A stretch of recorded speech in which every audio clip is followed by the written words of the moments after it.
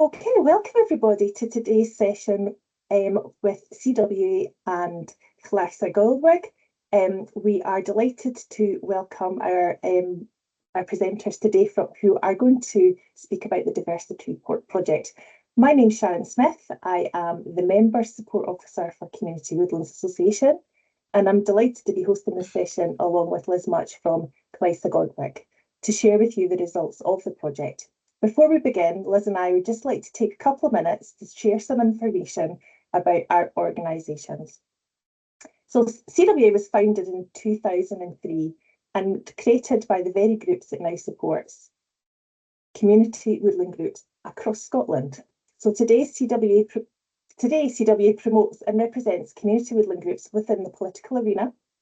We provide support and advice to communities. We offer training, network events, mentoring, and excellent annual conference. And we provide professional forester support as well. And finally, we also work with strategic partners nationally to make it easier for communities to be actively involved in woodland management. If you're based in Scotland and either part of a group that manages a community woodland, or indeed an interested person who seeks value in the work that we do, then we'd love you to come on board as a member. And we'll share with you the QR codes to join either organisation in a second. Liz, can I hand over to you? Diolch Sharon, bore da pawb. My name's Liz and I'm from the sister organisation to the CWA, Llais y Goedwig. We're based in Machynlleth in Wales, and we were actually set up following the same principles as the CWA. So we were set up in 2009 by it's a very similar story by member groups who had looked to Scotland to see what kind of support they could get for their community woodlands in Wales. We do very similar things to Sharon and her team. We support 123 groups around Wales. We have quite smaller woodlands than the large tracts of woods up in Scotland. So we support groups with anything from half an acre to 120 hectares. We do very similar things. We support groups with setting groups up, funding, support with training, skill shares, visits, the annual gathering, and also like CWA, we support in the political arena as well. So we're great friends with the Welsh Government forestry team. We're always pushing for community access to local woodlands. We're really pleased to be able to be part of DiversiTree, as we all recognise, diversity in forestry is hopefully what's going to sustain us into the future. So thank you very much for asking us to host. And back over to you. Okay, Ruth, if you wouldn't mind sharing the next slide, please. If you're not a member of either of the two organisations and you'd like to become a member, then if you'd like to scan with your mobile phones the QR codes on the screen. If not, I will put the links to join in the chat so that you've got access to them shortly. Ruth, I think that's Liz and me done our little bits. Over to yourself. Welcome.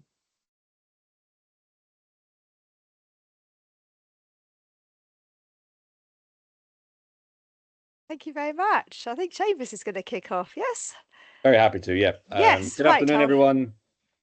How you doing? My name's Seamus Bates. You'll hear from me a little bit later on today when we start discussing the social science aspects of this research. Thank you very much to CWA and Llais y Goedwig for hosting us today. We really appreciate the opportunity to come out and sort of talk to you all and share our research, but also to hear your thoughts as well, questions, thoughts, criticisms even. We'd love to hear it from people on the ground who are actually working with woodlands in Scotland and Wales and perhaps beyond, who knows. I'm sorry, my Mac is just giving me a dozen pop-ups at exactly the wrong moment. Thanks very much, Mac. You're the real hero today. Good for you. So before we crack on with, so one thing I should say, unfortunately, two of our presenters today, Lisa and Chris, are unable to join us. Lisa prepared in advance, so produced a a video of her presentation, but unfortunately Chris has had to pull out at the very last minute. So Ruth has gallantly stepped forward and is going to take over his section of the presentation. And but between the two of us, we'll do our best to answer any questions you might have specifically about Chris's section of the research. But again, we'll get to that in due time. To kick us off, what we'd like to do is show you a short video presentation. As part of, in fact, Chris's work, we have been producing a series of short YouTube videos reflecting on our research project. The idea of these is to be accessible to a broad audience, people from laymen through to the sort of top experts in the field. And yeah, these will be available on YouTube. And we thought it'd be fun to share our introductory video with you today, just to give you a sort of overview and a sense of the sort of total project of DiversiTree, before we get into the specific work packages, where we'll sort of really get down to the brass tacks of what we've been doing. So, unless I've forgotten anything, I will attempt to share this video. Obviously, with technology, the technology gods sometimes are with us and sometimes against us. If something catastrophic happens, do everyone just wave at me, and we'll try and fix it if we can. So hopefully you're now seeing a lovely woodland. Yep, lots of thumbs up. Wonderful. Let's hope that we've got some sound as well. Here we go.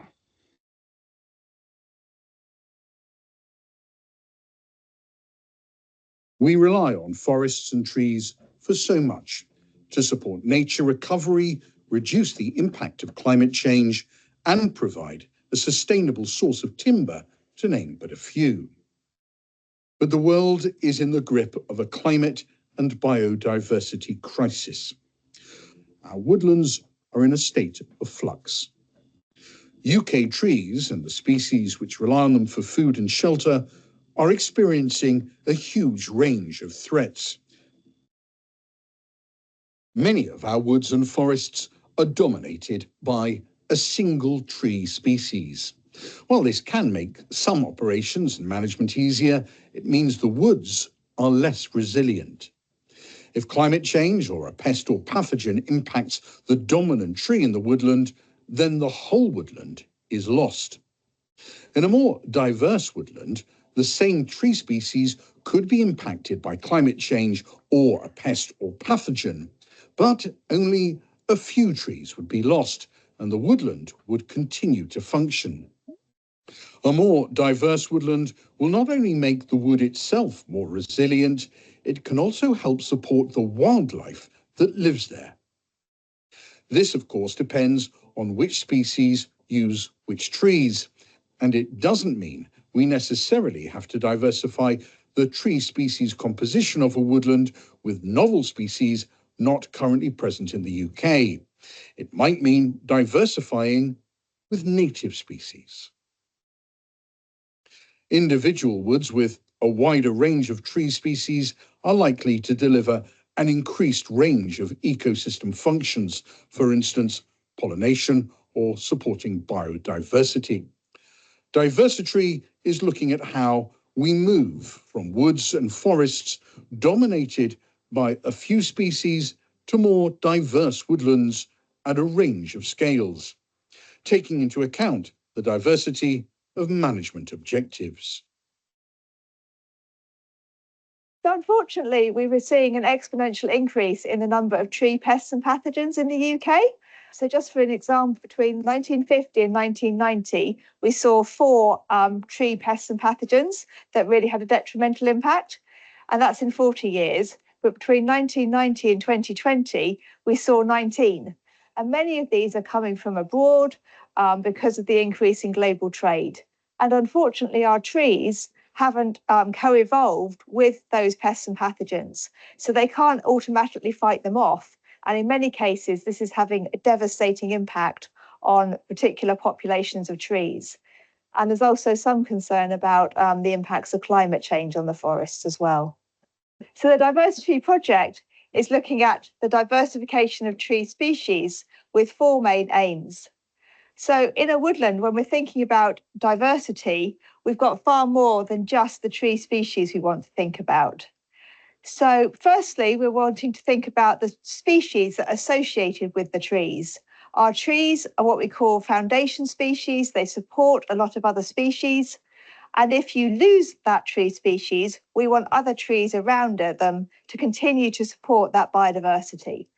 So we're very much looking at what tree species can substitute for each other, because not all tree species are equal. You can't just replace our pine trees here with any other tree species. They won't support the same biodiversity. So that's one of our aims. We're also thinking about the microbiome, which is the microbes, the bacteria and the fungi that are on the leaves of the tree, and whether the composition of that community on the needles changes as the tree species composition changes, because potentially that could actually help in terms of providing ecosystem health and promoting the health of the trees and fighting off other fungal infections. And then thirdly, we're really wanting to look at the objectives that the woodland managers have. Woodlands have a whole range of different objectives. Managers have different ways of managing them. There's a whole diversity of objectives out there. And we're wanting to see how those objectives can be fitted in with diversification, and what are the barriers to diversification, and what things could potentially change to enable diversification to occur.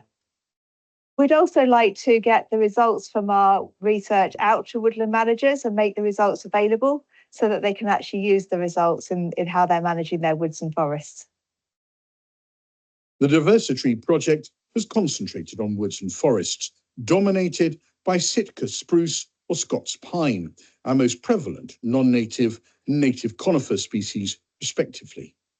The DiversiTree project has shown there are 564 species that use Sitka spruce, with 6 of these only found on Sitka. We also found that Scots pine supports 1,589 species, 215 of which are only found on Scots pine. Of course, not all these species will be present on every Sitka spruce or Scots pine tree. The presence of a given species will depend on various factors. We're having to rethink about what tree species we might want in our woods and forests. We've often got quite preconceived ideas on what tree species we think are suitable in particular habitats. And climate change is having to make us rethink those. It could be not necessarily non-native species, but just thinking about other native species moving into slightly different habitats.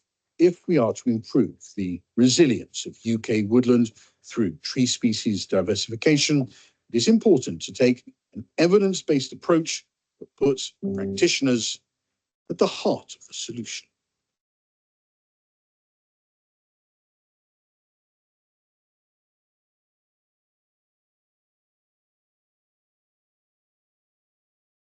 Thank you very much. And the technology worked.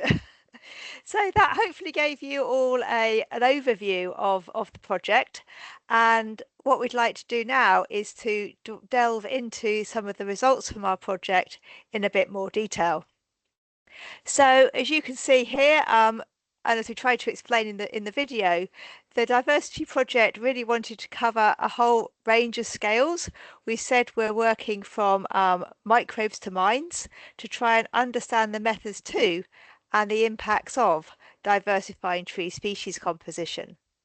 And as I outlined in the video, we've basically addressed 4 different questions, and we're going to unpack those 4 areas during the course of the next sort of half hour or so.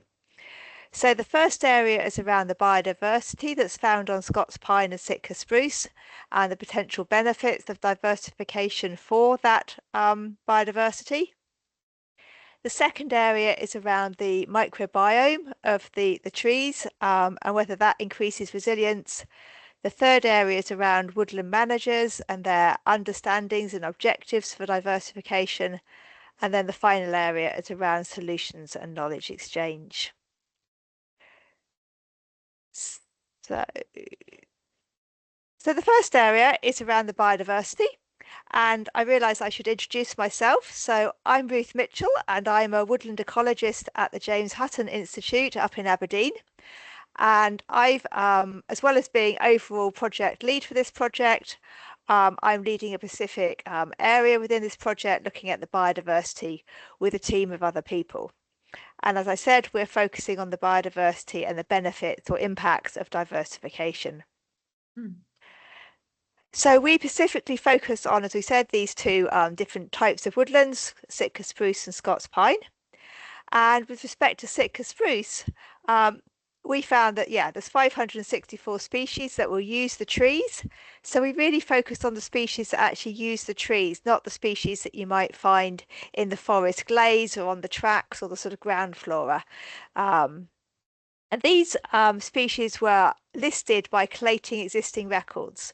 So we're fortunate in the UK to have a whole range of records from people like the British Lichen Society, the fungal records of British and Ireland. There's an awful lot of records out there, but nobody's brought them all together. Of those species, there's just under 50 that have got some form of conservation protection, but none of them are actually very highly associated with Sitka spruce, so they don't really rely on Sitka spruce to survive. There were 6 species that were only found on Sitka spruce, but they're all non-native, so they're non-native invertebrates and fungi that have come in with the Sitka spruce. If we think about diversifying our Sitka spruce forests, there's actually quite a lot of other species that could be supported as well, because other tree species will support additional biodiversity. So we looked at what those additional biodiversity benefits could be. We actually carried out this for 34 other tree species, and I've just picked a few here as a few sort of highlights to share with you today. If I can find my pointer. There's my pointer, got to see, there we are. So yeah, so the SS is a number of species supported by Sitka spruce, and then the additional species are the extra species that would be supported in this example by planting Sitka spruce. So this is across the whole of the UK. Obviously, you're not going to get all those species in any one forest or woodland or on any one tree. So things like sycamore, beech, birch, Norway spruce support quite a lot of additional species in addition to those ones found on Sitka spruce, so you'd get quite a lot of additional biodiversity benefits. But we also need to think about the compatibility of planting them with Sitka. As I'm sure you all know better than I do, Sitka spruce grows really fast, it's got quite dense shade. If you start planting species mixtures in very intimate mixes, as illustrated here, they're actually going to get shaded out quite quickly. You're not going to get very robust long-term mixes. So this led us to start thinking about potentially what I termed blocky mixtures. If you had small groups of trees, would that provide better long-term benefits because the trees wouldn't get shaded out, and that might also be easier in terms of managing it. But there might potentially be a trade-off when you start thinking about the size of these blocks, what's best for the biodiversity in terms of that moving around the forest versus what might be easier in terms of a woodland manager's needs in terms of managing the forest. Thinking about the Scots pine, there's a lot more species we found that were hosted by Scots pine. It's very good for biodiversity. Over 200 of those species are only found on Scots pine, and there's over 500 what we termed highly associated, so they're rarely found on trees other than Scots pine. And it's these species that are going to be most at risk if Scots pine starts to decline. And 150 of them are actually already got some sort of conservation protection, so they're already at some sort of risk. When we looked at other species that could support that same biodiversity, it's actually quite challenging because Scots pine is quite unique. There's not many other tree species that's got the same characteristics and will support the same biodiversity. So while some species like oak and beech and Norway spruce will support some of that biodiversity, generally there's not a simple answer in terms of how you might provide increased resilience by diversifying your forests with respect to Scots pine. So yeah, the key message is, as I was just saying, diversification for Sitka spruce, for Scots pine forest isn't straightforward if you're thinking about supporting that biodiversity, because in this instance, diversity won't automatically get you resilience. So we need to start thinking about biosecurity and other ways of trying to increase the resilience of our forests, not just diversification. And I just want to conclude this little part by saying a big thank you to all the other people I've worked with. You can see them listed here. These were the species experts that I had working to produce those lists of species. And we are producing some research notes going into a bit more detail about the results that I've outlined. And we're going to put them up on our website, which we'll share with you at the end. And maybe I can let Sharon and Liz know them once they're out, and you can put them in your newsletters and access them. But yeah, that's my bit. And next up, I would hand over to Lisa, who, as Seamus said, unfortunately can't make it, but has pre-recorded her bit. So if I stop sharing, hopefully Lisa from Birmingham University will be able to do her bit. Is that visible to everyone? You seeing that? Yep, marvelous. Hello, everyone. My name is Lisa Lamberte, and I am an evolutionary microbiologist from the University of Birmingham. And I am excited to share our research on the role of the microbiome in enhancing tree resilience. And so understanding the tree microbiome is crucial for developing strategies to maintain healthy forest ecosystems. Please do not share this presentation on social media, as the findings are yet unpublished. So the forestry sector often relies on monoculture plantations due to lower management costs. However, these plantations are more susceptible to pests, diseases, and climate change. For example, Scots pine is at risk from Dothystroma needle blight, a disease expected to increase over the next 2 decades due to climate change. The tree microbiome, or the microbes living on trees, affects the tree health and functionality.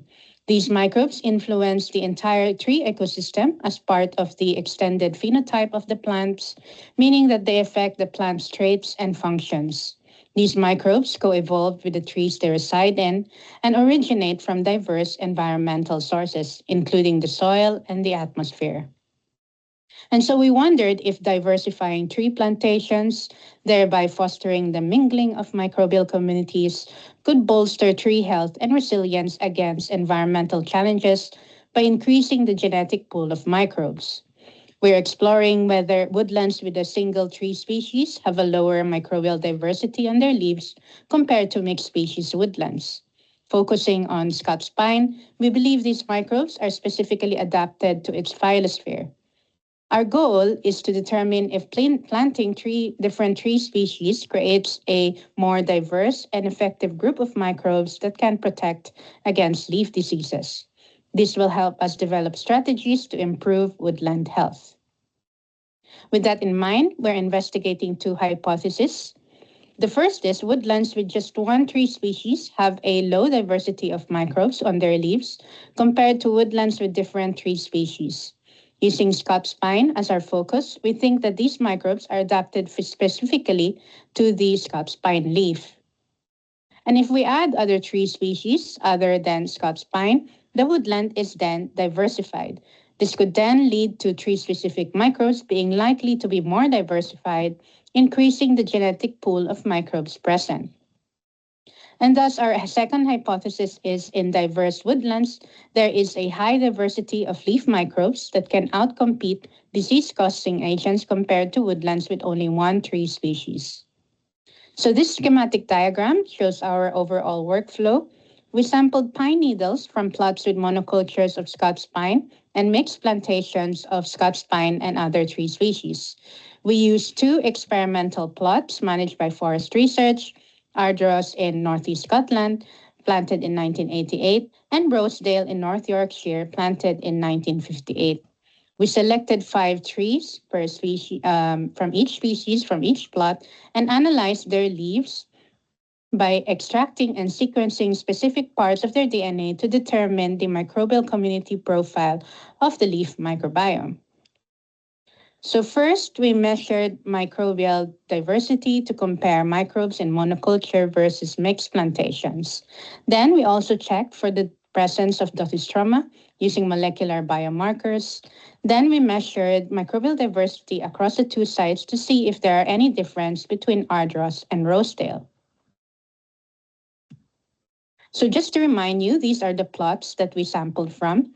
A single species plot is composed of a central Scots pine tree surrounded by 4 other Scots pine trees. And in contrast, mixed plots are plots which have a central Scots pine tree and surrounded by either 1, 2, or 4 other tree species. And here we found that mixed species plots have many more types of microbes in the Scots pine leaf than in single species plots. This is true for both the Ardros and Rosedale sites.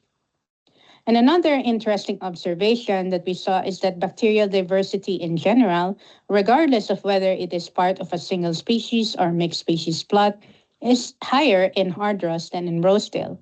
However, we see no observable differences in the fungal diversity in both plots. And so using molecular biomarkers, we detected Dothystroma in single species or near single species plots of Scots pine in both Ardros and in Rosedale. This slide shows the plots where Dothystroma is found, highlighted for clarity. So in Ardros, in a plot composed of 5 Scots pine trees, we can detect Dothystroma in 3 of these trees. And in this plot, we detect 4. We can even detect it in a Sitka spruce tree in a plot composed of 5 Sitka spruce trees. And then in Rosedale, in a plot composed of 4 Scots pine trees and 1 western hemlock, we can detect Dothystroma in 3 of these trees. And in a plot composed of 4 Scots pine trees and 1 Sitka spruce tree, we can detect it on 1 tree. And so interestingly as well, when we compare the microbial diversity between the 2 sites, the microbial diversity of the central Scots pine leaf in Ardros is different and higher than that of Rosedale. I understand it sounds obvious, different sites, different climate, but when you take into account how these 2 sites differ, it poses an interesting scenario to me. And so if you've visited both sites, you'll notice a stark difference in tree diversity. So Rosedale has a wide variety of tree species, but in contrast, Ardros only has Scots pine and Sitka spruce planted exactly 2 meters apart. And Rosedale's trees are planted more fluidly, meaning with no consistent spacing, and also they include understory trees. And additionally, Rosedale is much older than Ardros and has experienced more environmental changes. So I think it is possible that in areas with many different tree types, like Rosedale, the overall microbial diversity is lower. And while trees live for hundreds of years, their co-evolving microbes have much shorter lifespans. This means that microbes compete with each other and with those already in the trees. In areas with only 2 tree types, like Ardros, this difference is then more evident. And so this scenario raises some interesting questions to me. So could the compatibility of Scots pine and Sitka spruce microbiomes be due to both being conifers? Is it because there are a fewer competing microbes with only 2 tree species? Or is it that Rosedale, being older, has more microbes that have adapted to Scots pine over time? I don't have the answers yet, but I am eager to find out. And so the key takeaway that I would like all of you to know is that, more importantly, site-specific factors like climate, tree species composition, and the forest history have actually a stronger influence on microbial diversity than tree species diversity alone. Thank you very much, and I hand you over to my colleague, Seamus.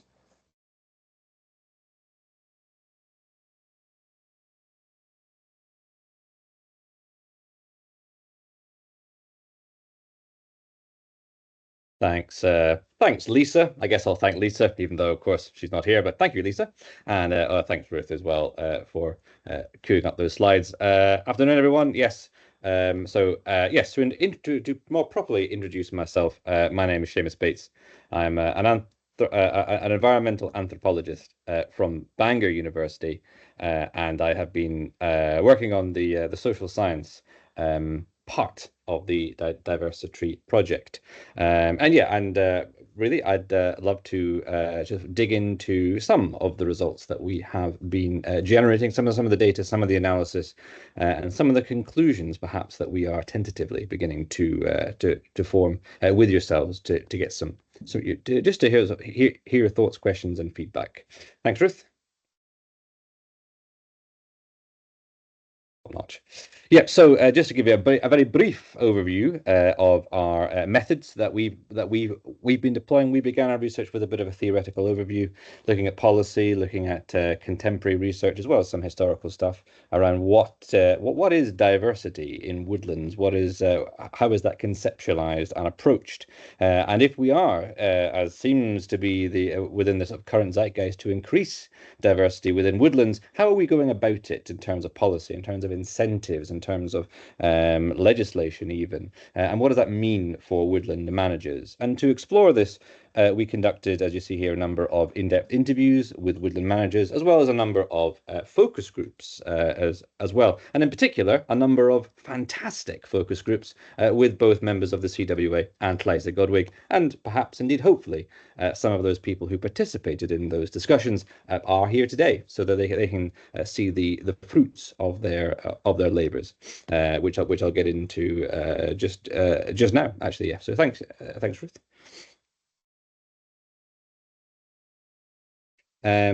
So as part of this research, we engage with a very broad range of managers, people who were responsible for 10,000 hectares of production woodland, people who were private managers who owned less than a hectare, a few acres for their own pleasure.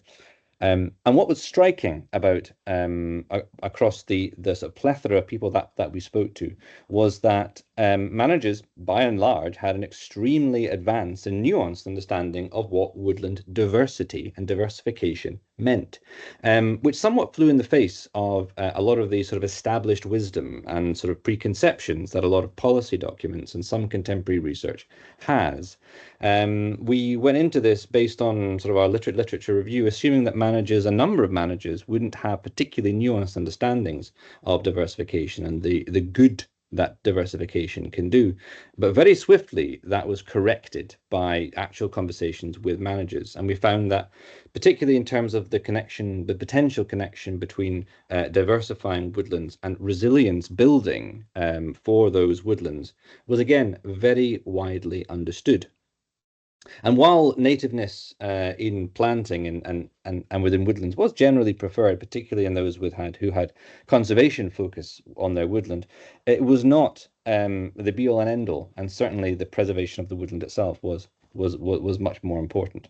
And so that led us to ask the question, well, then why? If woodland managers fully understand the benefits of diversification, if they understand how that can really help to sustain their woodland into the long term, well, then why aren't woodland managers actually diversifying? And it led us to some interesting data and some interesting conclusions. Thanks, Ruth. And so we, as I said, we spoke to a very wide range of managers, and again, we've seen in the literature and the policy this kind of preconception that production-focused managers will think one way, conservation-focused managers will think another way, community-focused managers will think a third way. And in reality, spoiler alert, humans are quite complicated. Who could have possibly guessed? And in fact, the range of responses that we saw from woodland managers really didn't coincide in such a sort of monolithic version of who these managers were. So these are some quotes from production managers, where we see, on the one hand, there were a number of production-focused managers who were very reluctant to diversify their large monocultures, citing economic reasons. But equally, there were plenty of production-focused managers who were very keen to diversify their woodlands, but on their own terms. Here we see an example of one who is planting 40-hectare blocks, similar to what Ruth was referring to with that blocky diversification, as their way of sort of balancing, getting the compromise between a bit of diversification to build resilience, but also allowing their large machinery to access in order to harvest as they saw fit. Thanks, Ruth.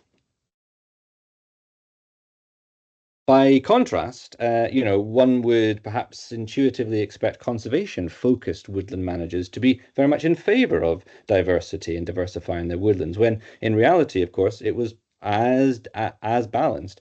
There were plenty of woodland managers whose primary objective was to maintain conservation, who were hesitant to further diversify their woodland, worried, in fact, that bringing in new species to their woodland might upset the balance and might threaten particularly highly prized or endangered species for which they consider themselves to be responsible. It will not come as a galloping shock to anyone here that there were also plenty of conservation-focused managers who were keen to diversify their woodlands, particularly with additional native species. But it is important to recognise that within production-focused managers, within conservation-focused managers, there was a full range of responses that we received from both groups. Thank you, Ruth. And then, of course, we had community and recreation-focused managers as well. And just as before, we saw the full range of responses. We found that particularly community-focused managers, this data came from perhaps some of you who are in the meeting today, particularly from our focus groups, who, of course, had to take the needs of their community and the access of their community as a more significant objective for their woodlands, rather than production, rather than conservation, or rather than diversification. But similarly, diversification was referenced as a key objective. Thank you, Ruth. And what I'm sure everyone here knows far better than I do, which of course is that all of this massively oversimplifies the sort of lived experience of being a woodland manager. Most woodland managers have a whole plethora of objectives which they are pursuing at different times and in different places, perhaps within different places within the same woodland. Managers do focus on timber production, but of course that doesn't mean they don't also focus on conservation, biodiversity enhancement, carbon offsetting, recreational use, the entire gamut of different responses. Managers, it is extraordinarily rare to find a manager who exclusively focuses on a single objective for their woodland. Thank you, Ruth.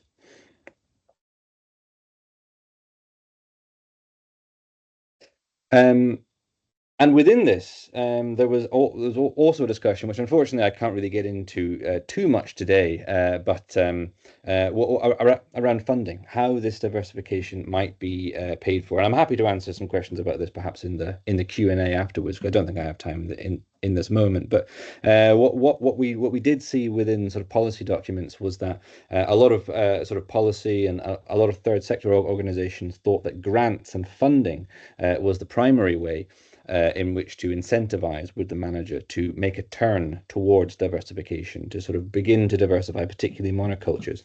What we discovered, in fact, was that grants were not a particularly effective way that managers reported in terms of incentivizing diversification.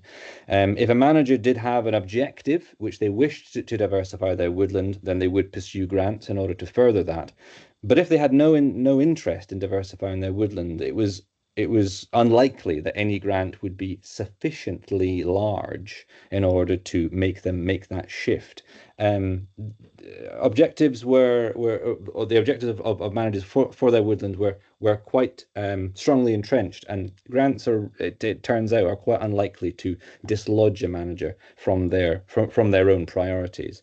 And even within that, we had some managers, particularly of smaller woodlands, who were very keen to diversify their properties, but were simply too small or didn't have the expertise in order to access those grants. And so we had a real sort of mixed bag of responses. Unfortunately, a lot of them fairly negative. Thanks, Ruth.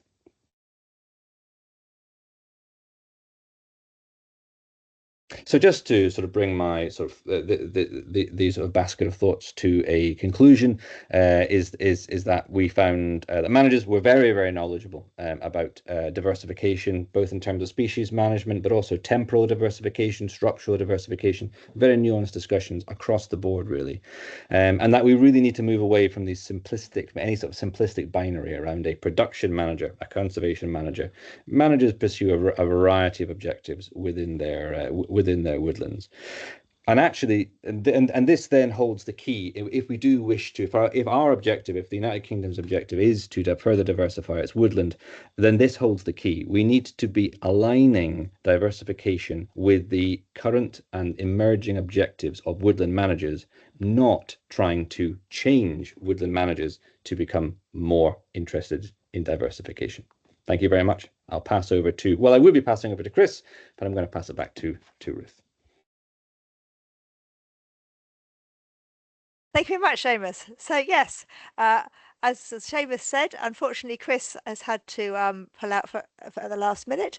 So he's asked me to try and cover what he would say. So Chris Nichols is from the Woodland Trust. He's their Conservation and Evidence Manager. And the Woodland Trust have been really key to this project. They've been involved right from the beginning, which has been great. And we just want to share with you a bit about how we've tried to involve practitioners in the Woodland Trust throughout this project and what.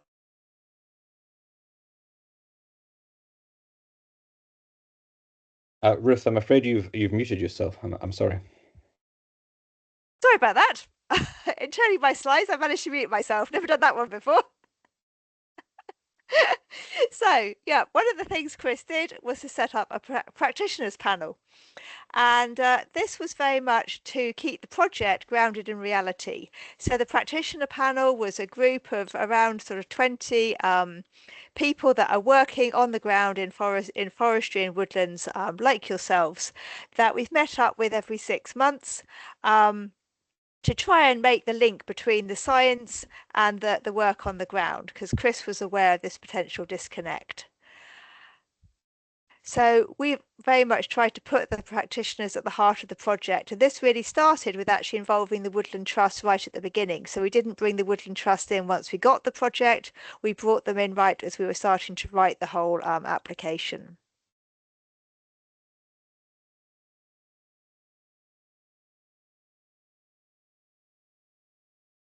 Sorry, Ruth, I'm afraid you've muted again. Why does it keep doing that? It seems to mute it every time I change slides. Sorry about that. I will Technology be more aware. is against us. Yeah, sorry.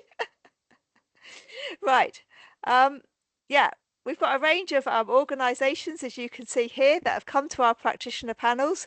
They cover everything from large organisations through to small estates, people with a huge range of objectives, some people more interested in commercial timber, others with more of a conservation objectives. And you can see here their potential, the sort of remit of the group, so the sorts of things we're wanting them to discuss around scrutiny, discussing different approaches, being critical friends, and very much having this free flow of ideas between ourselves and practitioners. So the first practitioner panel we ran was in Dalby Forest in the North York Moors, and we're very grateful to them for hosting us. And at that workshop, we very much looked at the advantages and disadvantages and the feasibility of different management strategies for diversification. And what are the social and political and economic sort of threats in relation to species diversification? So we concentrated on 3 different potential management strategies for diversification throughout this project. Firstly, looking at continuous cover forestry. We identify some of the pros of this in terms of how it can provide a diverse structure, how it can protect the soil, but also some of the challenges around cost effectiveness and the challenges around harvesting. And we also discussed the challenges around whether CCF would actually really provide diversity in the long run. You might start off with a mixture of tree species, but does that follow through to maturity? Related to this, we discussed underplanting and enrichment planting. Again, you've got a lot more control then in terms of which species you're establishing, but does that diversity follow through to maturity, or do you end up with different tree species shading out and still ending up with a monoculture in the long term? And then the final method we focused on was natural regeneration. Thinking about how that can provide you with some genetic diversity that matches the environment, and how that genetic changes will keep track with the changing climate, but some of the disadvantages in terms of the timescale involved and the problems of deer management. And this was a topic that was particularly picked up in our second practitioner panel at Mar Lodge in the Cairngorms, where they've got a Caledonian pine forest. And they've really reduced their deer numbers over the last sort of 20, 25 years. And it's been amazing to see the amount of natural regeneration that they've had happening. And the event there very much focused on helping us produce a case study where we were thinking about what management approaches would be feasible in that situation and what factors are currently limiting tree species diversification at Mar Lodge. And we had Holly Draws with us, who's a graphic illustrator, capturing some of the discussion from those groups. And you can see there some of the things we were discussing about the factors that might be influencing tree establishment, but also why we weren't getting so much diversification in terms of seed source availability, the issues of fencing, the issues of climate change. So yeah, basically we'd like to say a huge thank you to all of our practitioners who've attended our practitioner panel meeting. I know I've really enjoyed it coming from the sort of science side and found it a great way of interacting and learning a lot. And I think it's one of the key things I've really learned through this project is the benefits of having these practitioner panels. We also want to thank Holly for her illustrations, the rest of the project team, but in particular you for listening today. And if you want to know more, that's our website. We've got some other little videos as well that we're going to be putting on YouTube, so we can send the links through to you for those as well, links through to the case studies and the research notes we're producing as they're coming out as well. So yeah, thank you all very much. And if you've got questions, Seamus and I will do our best to answer them. But all the really difficult ones that we can't answer, we'll save and we'll send to Chris and Lisa and get them to answer them. So thank you very much.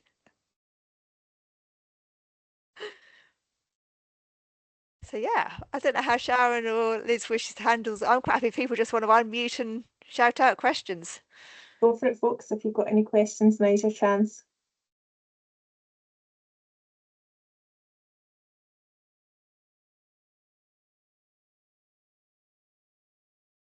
David's got his thinking cap on.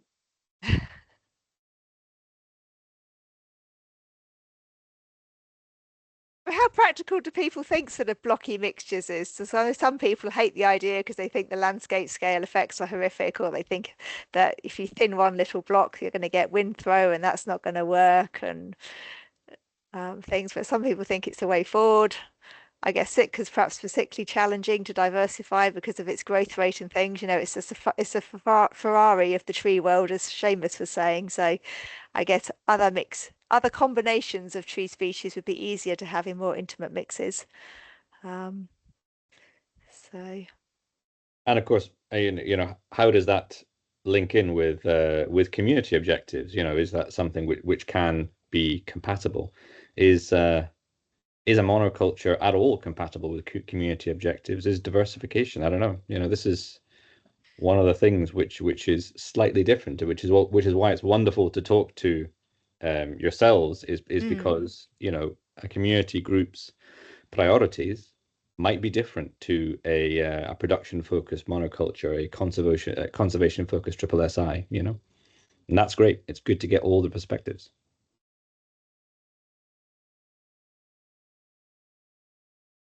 We're just going to assume that you all think we're complete idiots and we've got everything wrong. That's what we're going to take from it. Yeah, it's unfortunate, but yeah, we've either got it all wrong or all right. Could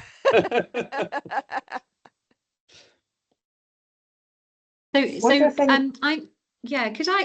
it's not a question really, it's just an observation. And my colleague came and sat in and was listening to a little bit of the presentation. So there are a few community woodland member groups in Wales that have pure plantation woodlands, and most of them that are pure plantation have community management agreements with Natural Resources Wales, which is managing woodlands on behalf of the Welsh Government woodland estate. So there's not much they can do about what the species mix in the woodlands is basically. But there is a general I think it's fair to say there is a general kind of broadleaf good, plantation bad and boring. And it's been really interesting to listen to your research, because my colleague and I were both saying that's really good for the plantation woodlands, because they're kind of always battling against the yeah, but you're in a plantation, so you've only got nice paths, you don't really have any biodiversity, you know, they're silent woodlands because there's nothing there, because it's a monoculture. So I feel that this might be really helpful to the groups who are not oppressed by the majority, but certainly feel like their woodlands are not perhaps the, you know, the most beautiful and the most biodiverse rich. So that's just a thank you for doing the research so that we can continue supporting them. So I found it really interesting, because I think I was probably quite biased towards broadleaf as well. No, I mean, I appreciate you. I appreciate you saying that, Liz. It's one of the things that we come across all the time. But the reality, particularly when you zoom out across a landscape or a national scale, you know, the reality is the United Kingdom quite simply imports too much wood. You know, we are the highest importer of wood in Europe, one of the highest in the world. You know, which sounds baffling. You know, when you consider, you know, Wales, Scotland in particular. You know, the amount. So the reality is that we need to be increasing domestic woodland timber production. You know, I think all of us would love to see the end of single-use plastics and, you know, these kind of things. And within the system that we currently have, the way one does that is by increasing timber use, you know, producing packaging from paper and recyclable materials. But the only way we do that right now is by increasing monocultures. And so we have this real sort of catch-22 situation where we all acknowledge that we want to reduce our reliance on particularly single-use plastics, which requires an increase in timber production. But the best way we have right now of increasing timber production is on huge Sitka spruce monocultures. And you know, it just goes back to what we want from our woodlands and what our objectives are, you know, and the way that we prioritize different things. You know, I don't think anyone wants to be cutting down, you know, places of exceptional national beauty, triple SI, you know, places and planting Sitka spruce in order to increase that productive output. But by the same token, transforming all of our production woodlands, particularly our large monocultures, into fully diverse, you know, intimate mixing, actually might have a net loss to our global biodiversity, depending on sort of what sort of scale we're looking at. And it's something that we in the project have. I don't think any of us have an answer to. I would be surprised if anyone would have an answer to this, but it has been fascinating to engage with so many different perspectives, so many different priorities and objectives, and just reflecting on how woodland managers themselves have to navigate this balancing act is, you know, it's not something I would envy. It's fascinating to sort of see, you know, and yeah, for sure. I'm sort of a bit new to all of this. I just want to ask quickly with regards to sort of like, we've got this import of pathogens, this, you know, exponential growth, and we're talking about management strategies and diversification and everything. But what kind of pushback and what kind of levers do we have as an industry and as a society to stem the sort of influx of these pathogens? And what sort of areas can we like push on the government or look at policies that might sort of limit the import of these kind of things?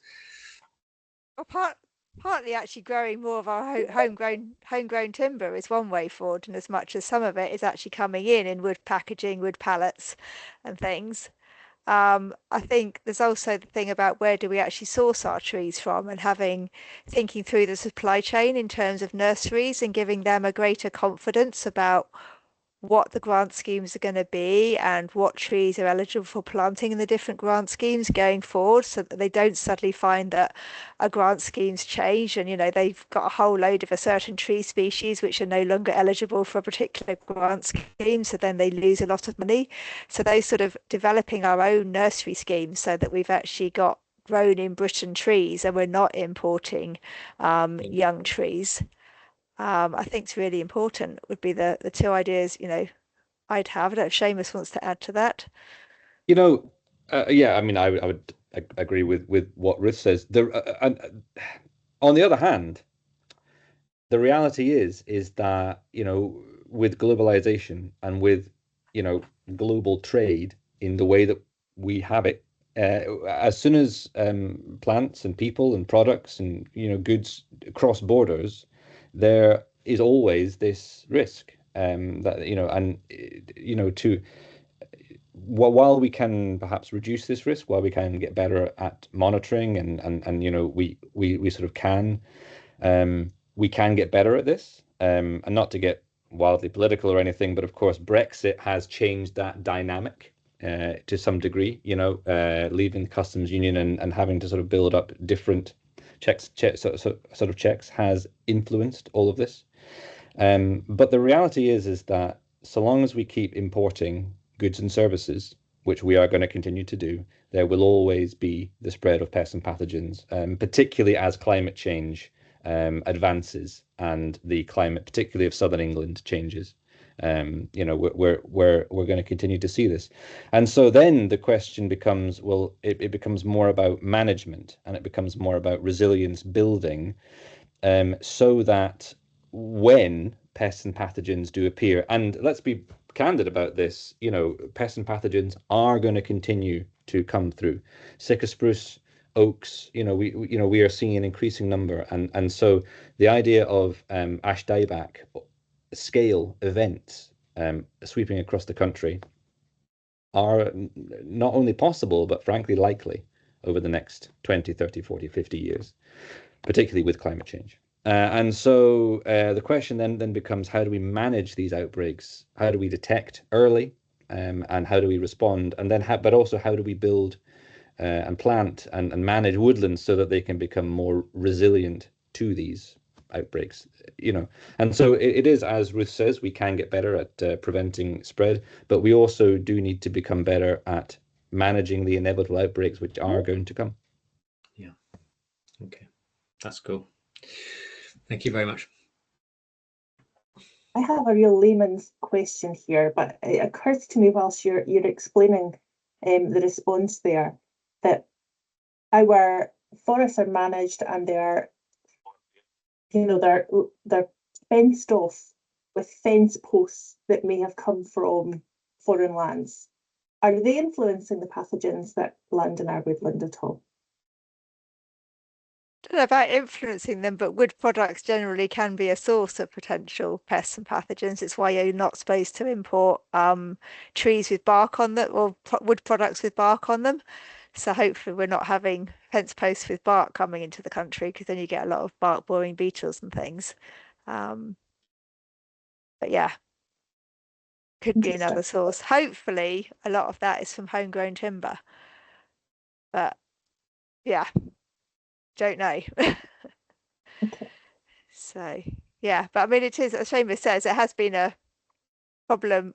It's just an increasing problem. But I was in Hampshire over the weekend and went and visited Gilbert White's museum, who's a parson naturalist down in Hampshire, and did a lot of sort of very basic natural history observations. But one of the ones that made me smile was that he was commenting on this non-native insect that he'd found on the vine outside his study window, and he was sure he'd imported it when he'd imported this vine from a different country. And I was like, oh, we were importing non-native pests, plant pests, back in the 1700s.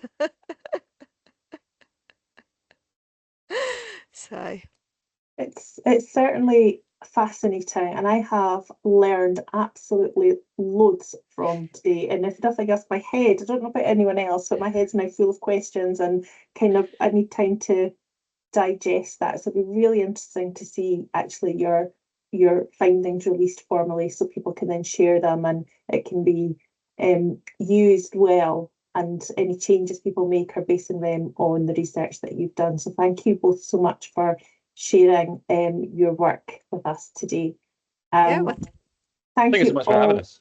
No, it's our pleasure. I don't know if Liz, if you want to add anything in here, but if for anyone who might have some questions, I've put my email into the chat, and I can always forward those questions on to Seamus and Ruth going forward if you you know, you're ruminating what you've heard today, and in the middle of the night you have a question you want to ask, then please email me and I will pass the question on. And Ruth, thanks for putting your email in the chat. Okay, folks, thank you so much. Again, this video recording will be uploaded at some point, but we do need to do the right thing by waiting until research and sessions have finished across future sessions that Ruth and Seamus are engaging in, but that will come sometime in April, probably near the end of April, but I'll let you know. Thank you all very much. Thanks for hosting us. My pleasure. Seamus, Thank you. Ruth. Thank you. Thanks so much. Thanks, folks. Thank Bye. you, everybody. Thanks, guys.